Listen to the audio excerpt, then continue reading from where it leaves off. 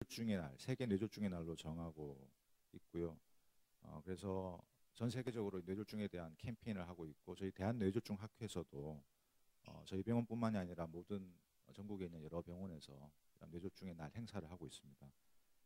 뇌졸중이 어떤 병이냐 하면요. 전 세계 인구 6명 중에 1명은 자신의 일생 중에 뇌졸중을 한 번은 경험한다고 합니다.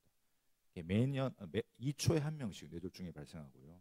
6초에 한 명씩 뇌졸중으로 사망하고 매년 전 세계적으로 1,500만 명의 뇌졸중 환자가 새로 발생하고 3천만 명의 환자가 뇌졸중의 후유증을 겪고 있죠. 사실 어르신들께서 가장 두려워하는 병이 뭔가요? 치매. 네, 그다음에요. 뇌졸중. 뇌졸중이 2등이에요. 어쨌든 뇌졸중, 치매 다 또 암, 심장병 우리가 두려워하는 병들이 많죠. 근데 치매와 뇌졸중이 무서운 이유는 바로 우리의 정신을 잃기 때문에 내가 나를 잃기 때문에 그러는 겁니다. 근데 그 중에서도 특히 뇌졸중은 후유증이 심하게 남는 경우가 많아요. 그래서 마비나 언어장애, 또 인지장애 여러 가지 장애들이 남죠.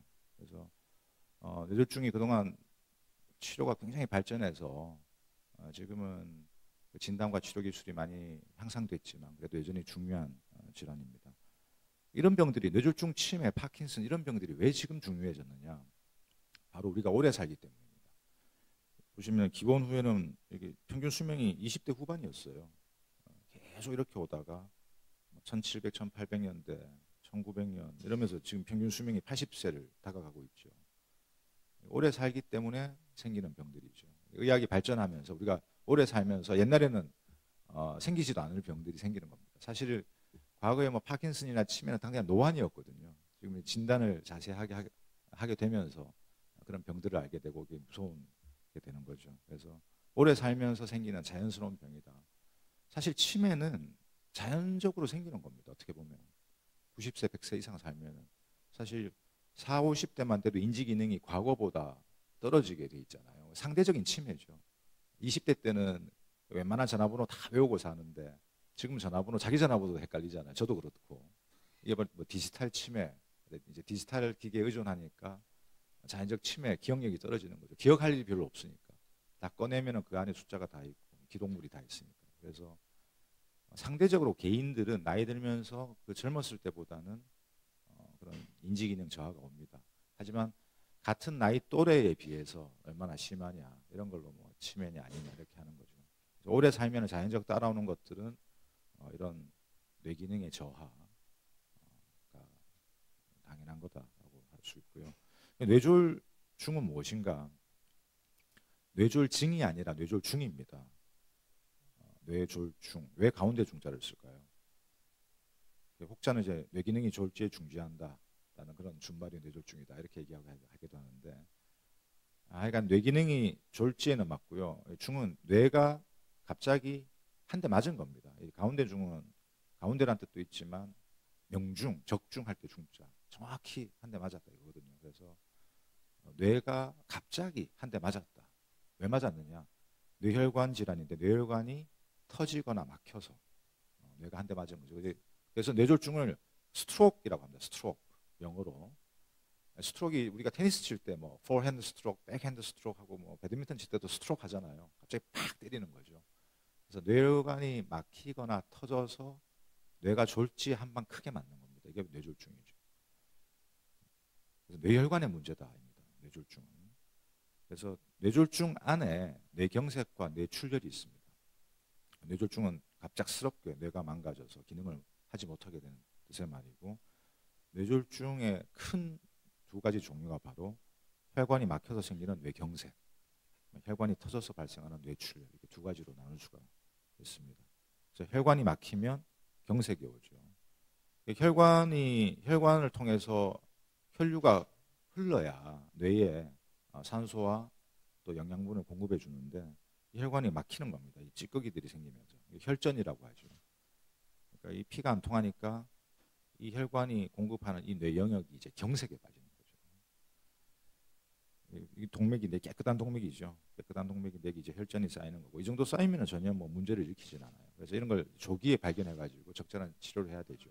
뭐 경동맥 초음파나 CT나 MRI 같은 이런 검사를 통해 가지고 이렇게 진행돼 버리면 벌써 이제 혈류 장애가 오죠. 그래서 이쪽은 피가 잘 안 통하니까 경색에 빠지게 되고요. 그리고 뇌경색의 원인은 동맥경화 혈전이 주된 원인이고 또 중요한 거는 심장 원인이 있어요. 심장 원인. 뇌경색은.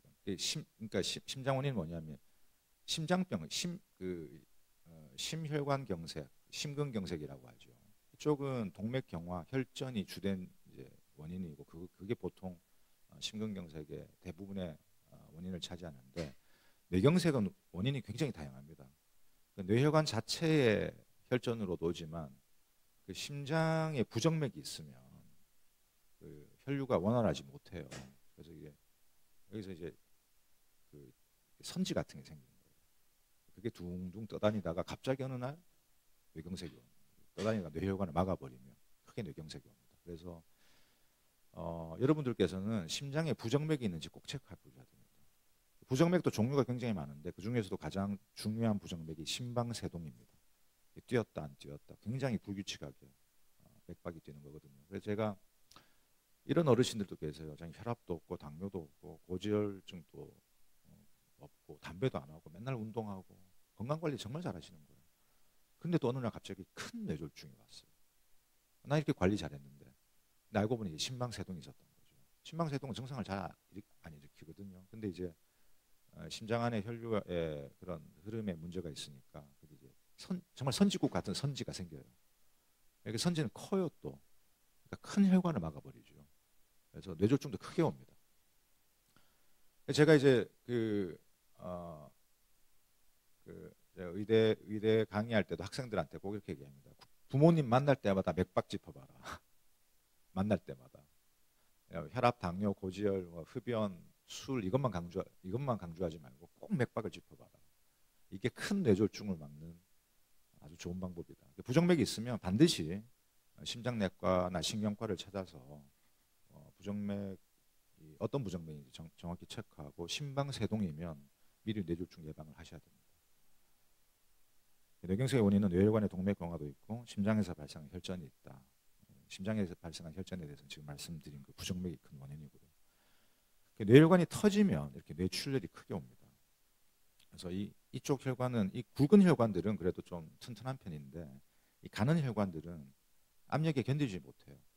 그래가지고 이 혈관이 이제 견디다 못 견뎌가지고 어느 날 팍 터져버리죠. 그래서 이렇게 큰 뇌출혈이 오는데 그래서 드라마 보시면 왜 충격받고 나서 이러잖아요. 이게 뇌출혈일 수도 있고 이제 지주막하 출혈일 수도 있고. 그래서 고혈압에 뇌출혈은 두 가지가 중요한데요. 하나는 고혈압입니다. 그래서 혈압 관리 정말 철저히 하셔야 돼요. 근데 혈압약 먹으면 평생 먹어야 된다. 그래서 혈압약 안 먹는 분들이 많아요. 정말 너무 답답하고 안타까워요. 혈압이 높으면 꼭 드셔야 됩니다. 근데 드시다가 혈압이 너무 떨어질 수도 있어요. 그럼 혈압약 줄이거나 중단할 수도 있고요. 결국 이제 체중이나 식단 이런 문제 때문에 혈압이 올라갈 수도 있거든요. 그러면 운동 열심히 해서 체중 빼고 또 저염식, 소금 좀 적은 음식으로 바꾸면 혈압도 떨어져요. 그러면 또 혈압약을 줄일 수도 있고 그럴 수도 있는데 한 번 먹으면 평생 먹는 데서 혈압약은 그렇게 안 드시려고 하더라고요. 혈압이 높은데도 그냥 두는 거예요. 알면서도. 처음에는 아무 증상이 없으니까 괜찮구나. 하지만 그게 3년, 5년, 10년 그렇게 지나다 보면은 이 작은 혈관들이 얼마나 가늘면 뭐 정말 1mm, 2mm 이러거든요. 이 혈관들이 그 고혈압을 그냥 견디지 못하니까 어느 순간 버티다 이게 빵 터집니다. 뇌 동맥류에 의한 지주막하 출혈. 동맥류는 이렇게 꽈리가 생기는 겁니다. 이렇게 혈관이 부풀어 올라가지고.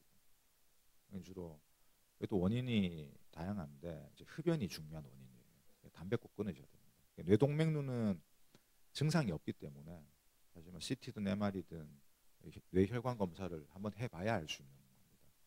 경동맥 초음파가 뭐 TV에서 굉장히 많이 이야기가 되고 있는데 사실 경동맥 초음파는 경동맥만 보는 거예요.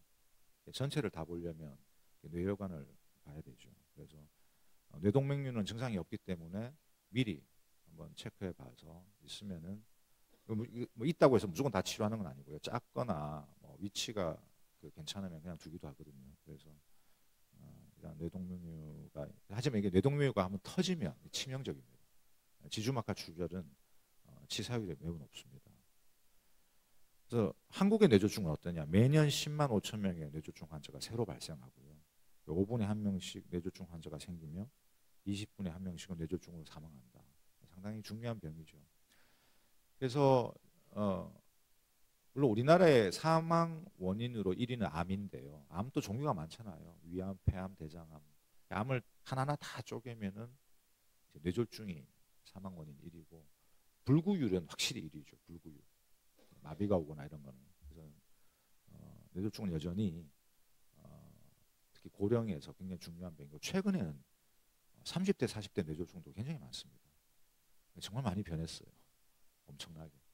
제가 한 20년 전에 뭐 레지던트하고 이럴 때는 뭐 20, 30대, 40대, 40대도 찾아보기 어렵고 다 60대 넘었고 50대 뇌졸중도 뭐 좀 드문에 이랬는데 지금은 30대도 되게 많습니다. 30대도 물론 고혈압, 당뇨 이런 것 때문에 오기도 하지만 이제 혈관 박리라든지 좀 그 젊은 나이에 생기는 뇌졸중이 따로 있습니다. 혈관이 수축해서 생기는 그런 뭐 두통이나 뭐 출혈도 있고 굉장히 다양합니다. 그래서 뒤에 이제 뇌졸중의 증상에 대해 말씀드리겠지만 그런 증상이 생기면 나이, 그 연령, 그 고하에 막론하고 빨리 진단을 받고 적절한 치료를 받는 게 중요합니다. 다행히 지난 10년간 뇌졸중 사망률은 빠르게 감소 추세에 있습니다. 아까 뭐 말씀드렸지만 굉장히 치료가 많이 발전했고 또 저희가 이렇게 학교 차원에서 많은 교육을 하고 또 특히 이제 뇌졸중의 원인이 되는 고혈압, 당뇨 이런 거에 대한 조절이 잘 되면서 진단 치료 또 사망률이 진단 치료가 향상되고 사망률이 많이 감소되어 오긴 했습니다. 하지만 장애는 장애 불구율 일으키는 병 중에는 가장 중요하죠. 그래서 건강 수명이 단축된다. 뇌졸중이 생기면 어쨌든 마비가 오니까 생활의 질이 과거에 비해서 엄청 떨어진다는 거고요. 결국 우리가 오래 사는 게 다는 아니잖아요. 건강한 장수를 누려야 되는 게 중요하죠. 그래서 뭐 9988234, 9988234 이런 우스갯소리도 있던데 99세까지 팔팔하게 살다가 2, 3일만 앓고 죽자. 9988234. 오랫동안 건강한 생활을 영위하는 게 중요한데 물론 오랫동안 오래 살면서 건강함을 유지하기 위해서는 뇌졸중만 중요한 병이 아니라 뭐 치매, 심장병, 암 이런 것도 다 적절히 예방을 해야 하고 또 근육과 골관절 건강도 상당히 중요해요, 사실은. 그래서 골관절이 아파서 생활의 질이 많이 떨어지기도 하고. 저는 어르신들한테 이제 너무 이게 매스컴에서 뭐 콜레스테롤 높으면 다 나쁜 것처럼 얘기하는데 절대 그렇지 않습니다. 저는 어르신들은 잘 드시라고 해요, 오히려. 잘 드셔야 잘 이겨냅니다. 그럼 이뭐 뇌졸중 가볍게 앓고 나서 잘 회복됐는데 그 다음부터 완전 채소만 드시는 분들도 계세요. 절대 그러시면 안 돼요. 오히려 어르신들은 약간 부해야 잘 버티십니다. 그래서 지금부터라도 근력을 잘 키우셔야 돼요. 걷기가 좋다 해서 맨날 걷는 분만 계신데 체중이 문제가 아니라 오히려 육식도 많이 드셔야 됩니다. 저는 어르신들은 약간 콜레스테롤 높아도 그냥 그대로 둡니다. 오히려 콜레스테롤을 뭐 낮추려고 해서 낮추면 힘이 없어요. 콜레스테롤이 지금은 뭐 여러 만성 질환의 주범인 것처럼 막 그러는데 콜레스테롤은 사실 이렇게 높게 되게끔 우리가 진화해 왔어요. 진화. 원시 시대는 음식이 별로 없었잖아요. 굶어 죽거나 음식 하나 뭐 누가 아버지가 이제 사냥해서 짐승 잡아오면 그거 가지고 뭐 맨날 며칠 배불리 먹다가 또 짐승 먹이가 떨어지면 굶어야 되잖아요. 그때는 저처럼 이렇게 마른 사람들은 빨리 굶어 죽죠. 그래서 콜레스테롤은 에너지 원이니까 그걸 비축하는 쪽으로 유전자가 발달한 거예요. 그러다 보니까 지금 이제 너무 먹을 게 많아졌는데 콜레스테롤이 높은 게 오히려 여러 가지 만성병을 일으키지만 그렇다고 너무 낮으면 힘이 없고 기력이 쇠하는 거죠. 그래서 적당히 정상이 돼 좀 적당한 정상 아니면 약간 높은 경우는 그냥 전 지켜보고 이렇게 하는데 물론 뭐 의사들마다 좀 다 다르긴 합니다만은 그래서 오히려 잘 드셔야 됩니다. 고기도 육식도 충분히 섭취하고 단백질 많이 드셔야 되고 그다음 탄수화물을 너무 많이 드셔서 체중이 늘면 그건 곤란하지만 어쨌든 고단백질 영양을 섭취하셔야 됩니다. 그래서 이런 노년이 이렇게 이제 수명이 연장되는 게 좋지 이렇게 이제 장애를 안고 수명이 연장되는 것은 바람직하지 못하다. 그러려면은 빠른 응급 치료가 중요합니다. 예방과 치료. 그래서 뇌졸중 증상을 정확히 아십니까? 라는 질문에 이제 이런 증상들이 과연 뇌졸중인가? 손발이 저리다, 시리다. 이런 증상들은 그 말초신경 문제 가능성이 많아요. 이건 다 뇌졸중은 아닙니다. 이런 경우. 물론 의사에게 진찰을 받아보는 건 필요할 수 있지만요. 뒷골이 뻐근하다. 대부분 이 긴장성 두통이에요. 근육 두통. 또 목 디스크나 척추 문제 때문에 오는 2차적인 두통이 많고요. 눈꺼풀 실룩거린다. 이건 정말 뇌졸중이 아닙니다. 100%. 눈꺼풀 막 떨리는 거 있잖아요. 여기 다 뭐 몇 번은 경험해 보셨을 것 같은데 저도 뭐 가끔 있어요. 이렇게 뭐 과로나 수면 부족, 스트레스 이런 것 때문에 일시적으로 왔다가 보통은 며칠, 길어도 1, 2주 내에 저절로 없어집니다. 계속 심해지면 약을 좀 먹어도 되고요. 하지만 이런 경우 이게 절대 뇌졸중이 아니다.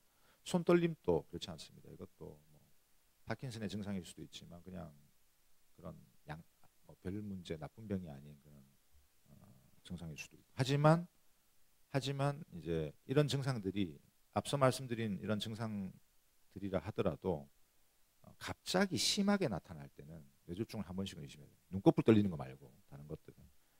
그래서 갑자기 말을 못하고 움직이지 못하고 갑자기 손에 힘이 빠지고 젓가락 떨어뜨리고 갑자기 한쪽 편이 저리고 남해져가고 이런 증상이 생기면 뇌졸중을 강력히 의심해야 됩니다. 그래서 몇 가지 이제 증상들을 말씀드리면 안면마비, 입이 삐뚤어지는 거죠.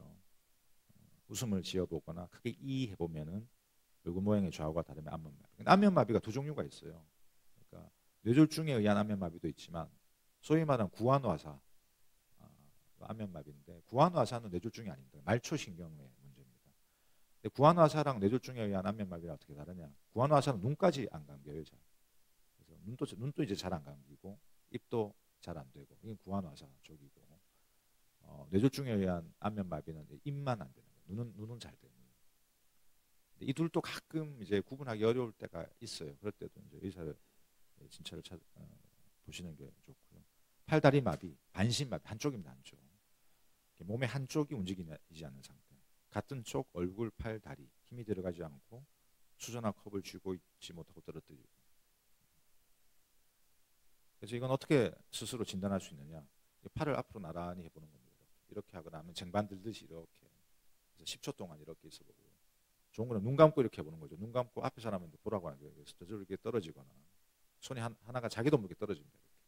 그럼 이제 한쪽 마비가 있는 거다 이렇게 할 수가 있고 또 주먹을 꽉 쥐게 해보는 거죠.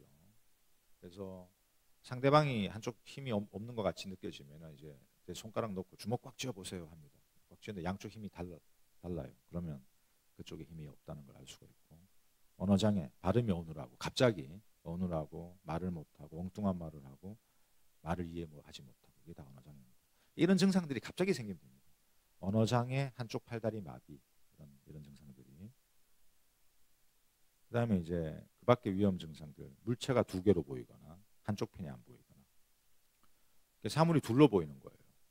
그리고 제가 이제 여러분들 이렇게 보고 있으면 다 보이잖아요. 근데 한쪽 편이 이렇게 잘 안 보여요. 희미하게 시야장애라고 하는데 물체가 두 개로 보이거나 한쪽 편이 이렇게 잘 안 보이거나 이런 증상들도 뇌졸중 증상입니다. 갑자기 걷기 힘들거나 균형을 잡기 힘들고 빙빙 돌고 어지럽고. 근데 빙빙 돌고 어지러운 게 또 다 뇌졸중은 아니고 이 중에 상당 부분은 사실 귀의 문제, 전정기관이라고 몸의 중심을 잡아주는 그런 기관이 있거든요. 그런 전정기관의 문제도 이석증이 대표적이고 그런 문제들 때문에도 어지러움이 옵니다. 그래서 하지만 갑자기 심하게 어지러우면 일단 응급실로 가서 뇌졸중인지 아닌지 감별이 필요합니다. 그래서 특별한 이유 없이 갑자기 심한 두통, 평소에 두통이 있는데 그 정도가 아니라 갑자기 심한 두통 이런 것들도 다 뇌졸중의 위험 증상들이고 어쨌든 안면마비, 반신마비, 언어장애, 보행, 평행장애, 어지럼증, 갑자기 발생하는 심한 두통 이러한 증상이 갑자기 생기면은 지체하지 말고 큰 병원 응급실로 오시라. 왜 큰 병원 응급실로 오시라고 하냐면 꼭 서울 아산병원으로 오시라는 건 아니에요. 큰 병원 응급실에 가야 빨리 정밀 진단을 받을 수가 있고 CT나 MRI 그다음에 그쪽에는 이제 뇌졸중 집중치료실 같은 게 있고 또 뭐 4시간 반 만에 가면 혈전 용해수도 할 수 있고 치료 시간을 골든 타임을 놓치지 않는 거죠. 그렇기 때문에 이러한 그 시설과 장비 또 인력들이 잘 갖추어진 병원에서 치료받는 게 좋다는 겁니다. 일과성 허혈 발작 꼭 아셔야 됩니다. 일과성은 일시적으로 증상이 왔다가 없어지는 거예요. 잠시 나타났다 회복되는 경우. 뇌졸중의 전조 증상이라고 하기도 하는데 이 경우에 뇌졸중으로 진행할 수가 있습니다. 그래서 뇌졸중으로 진행해버리면 그 다음에는 안 풀려요, 마비가. 그래서 증상이 없어졌다고 절대 안심하면 안 됩니다. 이때 와서 제대로 진단하고 미리 예방 치료를 하면 뇌졸중으로 안 갈 수도 있어요. 근데 그냥 이거 좋아졌네, 괜찮네 하고는 그냥 넘어가는 거죠. 그러지 마시고 꼭 병원에서 진단을 받으십시오. 일과성 허혈 발작. 그러니까 뇌졸중의 중요한 전조 증상이고 아까 말씀드린 그런 언어장애, 반신마비, 복시, 시야장애 이러한 증상들이 왔다가 몇 분 내로 없어지기도 합니다. 몇 분 내로 또 몇 시간 내로 없어지더라도 그런 건 뇌졸중의 중요한 전조 증상이기 때문에 꼭 정확한 진단과 치료를 받아야 됩니다. 예방이 제일 중요합니다. 병이 오기 전에 미리 막는 게 제일 중요하죠. 그래서 아무리 우리가 뇌졸중 치료가 많이 발달했다 하더라도 미리 예방하는 것보다는 못합니다. 예방은 자 먼저 고혈압, 당뇨, 고지혈 이 세 가지 병에 대한 자기가 이런 위험 인자가 있는지 꼭 체크하시고 있다면 이걸 조절해야 됩니다. 혈압이 높으면 혈압을 정상으로 하고 또 혈당이 높으면 혈당을 정상으로 하고 고지혈증도 마찬가지고 하지만 어느 정도까지 낮춰야 되느냐 이게 사람마다 다른 거죠. 어르신들은 너무 혈압이 낮아도 안 돼요. 그럼 맨날 어지럽고 이러거든요. 혈당도 너무 낮아도 안 되고 저혈당에 빠지기 쉽고 고지혈증도 아까 말씀드렸다시피 너무 낮으면 또 힘이 없고 적정한 선에서 맞춰야 됩니다. 너무 하지만 계속 높게 유지가 되면은 뇌졸중의 위험이 더 올라갑니다. 두 번째는 건강한 식사 습관, 과일과 야채. 근데 과일은 사실은 당뇨 있는 분들은 너무 많이 드시면 안 돼요. 당뇨 있는 분들은 음식이 다예요. 음식이 당 조절의 50% 이상입니다. 운동 아무리 했는데 안 된다. 안 됩니다. 식사 조절해야 됩니다. 첫째, 단 거는 피해야 되고 무조건 아이스크림, 커피, 믹스 이런 것들 당이 드시면 안 되고 두 번째는 과일도 너무 많이 드시면 안 돼요. 과일에 당도가 많기 때문에. 세 번째, 밀가루 음식, 라면, 떡, 국수, 빵 이런 것들. 다 이렇게 말씀드리면 다 내가 좋아하는 것들인데 너무 힘들어하세요. 어쩔 수 없어요. 당뇨가 왔으면 그렇게 조절해야 됩니다. 아무리 운동 안 하고 그 식사 조절하는 게 더 나아요. 그렇게 먹고 싶은 대로 먹고 운동 아무리 해봐야 소용이 없는 거예요. 그래서 먹는 게 절반 이상이다 하는 겁니다. 저염식, 통곡물 이런. 저는 이제 식단을 이렇게 우리가 밥이 있고 국이 있잖아요. 반찬 이렇게 있잖아요. 저는 뒤집어서 드시라고 뒤집어서. 앞에 거 이제 반찬부터 반찬 이런 고기든 야채든 이거부터 드시고 밥하고 배부르잖아요. 밥하고 국은 먹지 말고. 우리나라 국은 다 짜니까 소금 많고 밥은 다 탄수화물이니까 살만 찌고. 그러니까 이게 식단을 뒤집어라. 그래서 식단 뒤집으면 여기는 다 이제 어쨌든 단백질하고 야채들이 있을 거 아니에요. 그렇게 드시라고 말씀드리고요. 신체 활동, 운동 통해서 적정 체중을 유지하는 거 중요하고 그다음에 금연은 필수다. 담배는 꼭 끊으셔야 됩니다. 술, 대기오염 중요한 초미세먼지 노출 피하고 대기오염도 뇌졸중의 중요한 원인이라고 되어 있으니까 이런 미세먼지가 심한 날은 외출을 삼가하거나 꼭 마스크를 쓰도록 하시고 이제 과음을 삼가합시다. 술. 저는 술에 좀 관대한 의사인 편이긴 한데 한두 잔 괜찮습니다만 꼭 한두 병 드시더라고요. 그래서 보호자분께서 맨날 이렇게 메모를 해주십니다. 술 제발 끊으라고 좀 얘기해달라고. 한 잔도 드시지 마라. 한두 잔으로 잘 안 끝나잖아요. 반병 되고 한 병 되고 괜찮네 하면 또 드시라고. 강동원 교수가 술 한두 잔은 괜찮다고 했어 하면서 또 드시다 보면 이제 과음이 되죠. 과음이 왜 안 좋으냐면 뇌졸중의 위험 요인이라기보다 이제 과음하면 여러 가지 문제가 생깁니다. 실신도 잘 오고 어디 부딪혀서 머리 다치기도 하고 또 아스피린 드시는 분들은 지혈이 잘 안 되는데 어디 부딪혀봐요. 또 뇌출혈 크게 생기기도 하고 이러거든요. 과음으로 인한 다른 후유증 이런 것들이 문제가 되죠. 넘어져서 뼈 부러지면 이게 더 낫기도 어렵고 과음은 삼가시는 게 좋고요. 뇌졸중 치료. 자, 손을 딴다, 팔다리 주무른다, 우황청심환을 먹인다, 침을 놓는다. 주변에 이런 뇌졸중과 증상이 갑자기 생겼다. 이러면 절대 이런 거 하지 마세요. 시간 낭비니까. 바로 119를 부르십시오. 이렇게 하시면 안 된다. 바로 즉시 응급실로 119 불러서 응급실로 가셔야 됩니다. 그래서 응급실 갈 때도 좀 큰 병원으로 가자고 해야 돼요. 큰 병원. 혈전용해제. 골든타임에는 혈전용해제 투여가 가능하거든요. 그래서 왜냐하면 혈전용해제는 이런 피떡을 녹이는 거예요. 선지, 아까 말씀드린 선지를 녹이는 거니까 막힌 혈관을 다시 열어줄 수가 있습니다. 시간을 놓치면 뇌도 뇌기능도 잃습니다. 1초에 뭐 신경세포 뭐 몇 개가 죽거든요. 엄청나게 많은, 정확한 개수는 기억이 안 나지만. 그래서 1분 1초가 다급한 거죠. 근데 우리 뇌졸중에 대한 인식이 많이 변화가 있었습니다. 97년도, 그러니까 한 20년 전인가요? 예. 이때는 1000명 설문조사 했더니 병원 한방 민간요법 뭐 이렇게 있었는데, 지금은 이제 병원의 87% 민간요법 별로 없고, 혈전용해 치료에 대해서 아시는 분도 한 절반 정도. 뇌졸중에 대한 인식이 많이 좋아졌죠. 그래서 다 여러분들 이 뇌졸중에 대한 인식이 좋아진 덕분에 뇌졸중에 대한 진단 치료도 많이 발전했다고 저는 생각하고 있습니다. 뇌경색 발생 후 4시간 반 만에 오셔야 됩니다. 그래서 혈관으로 혈전용해서 주사할 수 있고요. 또 요즘엔 더 발달해가지고 동맥으로 들어가서 혈전을 제거하는 시술도 가능해요. 보시면은 이 혈관이 막혔거든요. 여기 이 혈관이 막히면은 심한 언어장애가 오고 오른쪽 팔다리를 못 써요. 그대로 두면 그냥 그 장애가 굳어버리죠. 근데 이렇게 뚫었습니다.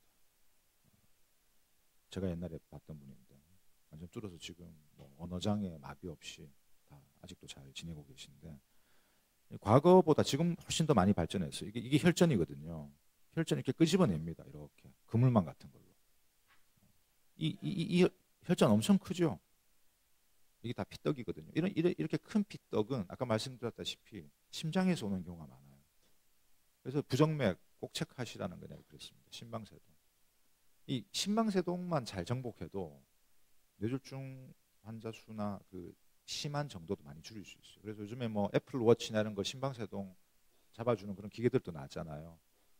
우리나라에도 개발된 것도 있던데, 심장에 붙이고 다니면 심방세동을 체크해 주는 그런 기계들. 앞으로는 이제 이런 위험 요인을 더 빨리 잘 발견할 수 있고, 그래서 이러한 치료 도구들이 많이 발전이 돼서 지금은 빨리만 오면은 치료의 가능성이 훨씬 열려 있다. 물론 모든 환자를 100%다 치료할 수 있는 건 아니지만 그만큼. 근데 뇌경색, 이게 이제 처음 왔을 때 뇌경색인데 뚫고 나서 뇌경색이 이렇게 줄기도 해요. 없어지기도 하는 거죠. 빨리 치료하면. 4시간 반 지나면 그럼 올 필요 없느냐? 그렇지는 않습니다. 지나도 오셔야 됩니다. 왜냐하면 첫 3일에서 5일, 일주일 동안에 뇌경색이 진행하는 경우가 많아요. 그 악화와 재발을 막기 위해서도 오셔서, 저희 이제 이게 뇌졸중 집중치료실이거든요. 처음부터 있었던 건 아니고 이제 몇 년 전부터 전국적으로 이런 뇌졸중 집중치료실을 갖추게 했습니다. 뇌졸중 센터들은. 저희 서울 아산병원도 있고 전국의 여러 대형 병원, 대학병원들은 이런 뇌졸중 집중치료실을 갖추고 있고요. 그냥 시설만 갖추고 있는 게 아니라 다 매년 인증 평가를 해서 그 자격 요건을 갖추게 하고 있습니다. 그래서 이러한 치료 시설 계속 모니터링 할 수 있고, 이런 치료 시설에 입원하셨을 때 더 뇌졸중 치료 효과가 더 클 것이다 겁니다. 그래서 119에 전화해서 즉시 병원으로 가시고, 가족이나 친지가 올 때까지 기다리지 마시고 무조건 병원으로 빨리 가셔야 되고, 119는 급성 뇌졸중 치료가 가능한 병원을 알고 있습니다. 그렇기 때문에 휴일이나 야간에 발생한 경우도 응급실은 다 오픈되어 있어요. 휴일이나 야간 24시간 괜찮으니까 언제든지 오시고, 큰 병원에 가시는 게 좋다. 급성 뇌졸중 치료가 가능한 병원, MRI나 CT 등 이런 검사가 가능한 병원. 자, 토할 것 같으면 고개 옆으로 돌려 세워서 토하게 해야 됩니다. 그러면 흡인 질식돼요. 잘못하면. 토할 것 같으면 고개 옆으로 해야 되고, 이런 건 하지 마십시오. 병원 가지 않고 손 끝을 따고 그냥 기다리는 거, 이런 거 절대 하면 안 됩니다. 팔다리가 마비된 환자에게 그냥 병원 가지 않고 팔다리 주무르면서, 물론 병원 가는 중에 주무르는 건 괜찮아요. 병원 앰뷸런스 안에서 이렇게 주무르는 건 뭐 큰 효과는 없겠지만, 하지만 병원 가지 않고, 의식 장애가 있는데 우황청심은 절대 먹이시면 안 됩니다. 왜냐하면 의식 장애가 있으면 이게 우리가 삼키는 게 잘 안 되거든요. 이게 폐로 넘어가서 기도를 막을 수가 있어요.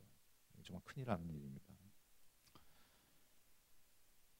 그래서 뇌졸중은 건강한 생활 습관, 적절한 치료를 통해서 예방을 하면은 충분히 우리가 병에 걸리지 않고 살 수 있다.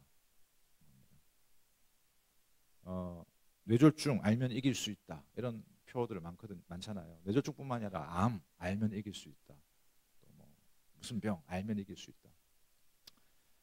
뭐 병에 대해서는 알고 계셔야 됩니다. 그러니까 병에 걸린 분들도 알고 계셔야 되고 이 병을 두려워하는 분들도 그 병에 대해서 아는 건 좋죠. 근데 지금 너무나 많은 정보들이 매스컴을 통해서 막 나오니까 뭐가 좋다 그러면 다 찾아와서 그거 다 찾고 경동맥 초음파 뭐 필요하다 그러면 다 경동맥 초음파하고 뭐 이런 지금 너무나 정보가 너무나 많은 그런 시대인데 그래서 뭐 이런 어떤 병에 대해서 알기도 그렇게 어렵지는 않습니다. 과거에 비해서.